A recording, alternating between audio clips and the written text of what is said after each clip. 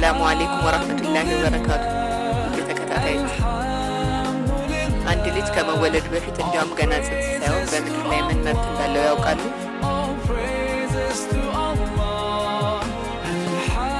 የልጅ መብት የሚጀምረው ገና በትዳር አጋር ምርጫ ላይ ነው። ዛሬ የህፃናት መብት በሸሪዓና በዓለማዊ ከሚለው መጽሐፍ ምዕራፍ 4 ላይ በትዳር አጋር ምርጫ የሚጀምሩ መብቶችን፣ የመኖር መብትን፣ የሴት ልጆችን ክብርና አባት ለጽንሱ ያለበትን የማይታለፍ የህግና የሸሪዓ ግዴታ በዝርዝር እናያለን። እውቀት ለቤቱ ጋሻ ነው። ድንቅና ልዩ ንጽጽራዊ ጥናት በፒዲኤፍ መልክ አግኝቶ ለማንበብ አሁኑኑ በውስጥ መስመር ያናግሩ።